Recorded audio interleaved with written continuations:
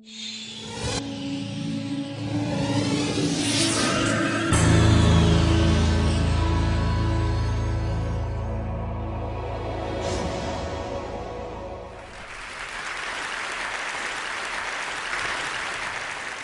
I was 10 years old, a cousin of mine took me on a tour of his medical school. And as a special treat, he took me to the pathology lab and took a real human brain out of the jar and placed it in my hands. And there it was, the seat of human consciousness, the powerhouse of the human body sitting in my hands. And that day I knew that when I grew up, I was going to become a brain doctor, scientist, something or the other.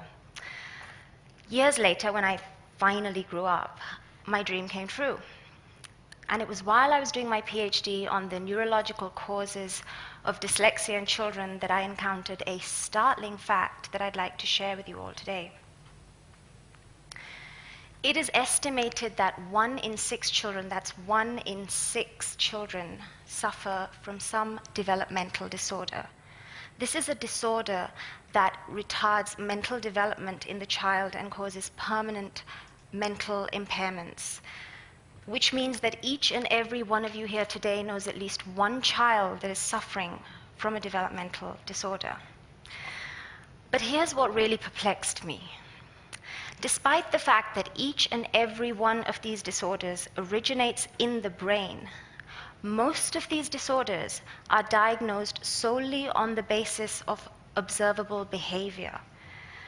But diagnosing a brain disorder without actually looking at the brain is analogous to treating a patient with a heart problem based on their physical symptoms without even doing an ECG or a chest X-ray to look at the heart. It seemed so intuitive to me. To diagnose and treat a brain disorder accurately, it would be necessary to look at the brain directly. Looking at behavior alone can miss a vital piece of the puzzle and provide an incomplete or even a misleading picture of the child's problems. Yet, despite all the advances in medical technology, the diagnosis of brain disorders in 1 in 6 children still remained so limited. And then I came across a team at Harvard University that had taken one such advanced medical technology and finally applied it, instead of in brain research, towards diagnosing brain disorders in children. Their groundbreaking technology records the EEG, or the electrical activity of the brain, in real time, allowing us to watch the brain as it performs various functions and then detect even the slightest abnormality in any of these functions: vision, attention, language, audition. A program called brain electrical activity mapping then triangulates the source of that abnormality in the brain. And another program called statistical probability mapping then performs mathematical calculations to determine whether any of these abnormalities are clinically significant, allowing us to provide a much more accurate neurological diagnosis of the child's symptoms. And so I became the head of neurophysiology for the clinical arm of this team, and was finally able to use this technology towards actually helping children with brain disorders. And I'm happy to say that I'm now in the process of setting up this technology here in India. I'd like to tell you about one such child whose story was also covered by ABC News. 7-year-old Justin Senegar came to our clinic with this diagnosis of very severe autism. Like many autistic children, his mind was locked inside his body. There were moments when he would actually space out for seconds at a time.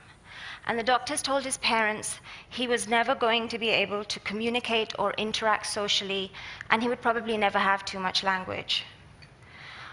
When we used this groundbreaking EEG technology to actually look at Justin's brain, the results were startling. It turned out that Justin was almost certainly not autistic. He was suffering from brain seizures that were impossible to see with the naked eye, but that were actually causing symptoms that mimicked those of autism. After Justin was given anti-seizure medication, the change in him was amazing. Within a period of 60 days, his vocabulary went from 2 to 3 words to 300 words, and his communication and social interaction were improved so dramatically that he was enrolled into a regular school and even became a karate super champ. Research shows that 50% of children, almost 50% of children diagnosed with autism, are actually suffering from hidden brain seizures. These are the faces of the children that I have tested with stories just like Justin. All these children came to our clinic with a diagnosis of autism, attention deficit disorder, mental retardation, language problems. Instead, our EEG scans revealed very specific problems hidden within their brains that couldn't possibly have been detected by their behavioral assessments. So these EEG scans enabled us to provide these children with a much more accurate neurological diagnosis and much more targeted treatment. For too long now, children with developmental disorders have suffered from misdiagnosis while their real problems have gone undetected and left to worsen. And for too long, these children and their parents have suffered undue frustration and desperation. But we are now in a new era of neuroscience, one in which we can finally look directly at brain function in real time with no risks and no side effects, non-invasively, and find the true source of so many disabilities in children. So if I could inspire even a fraction of you in the audience today to share this pioneering diagnostic approach with even one parent whose child is suffering from a developmental disorder, then perhaps one more puzzle in one more brain will be solved. One more mind will be unlocked, and one more child who has been misdiagnosed or even undiagnosed by the system will finally realize his or her true potential while there's still time for his or her brain to recover.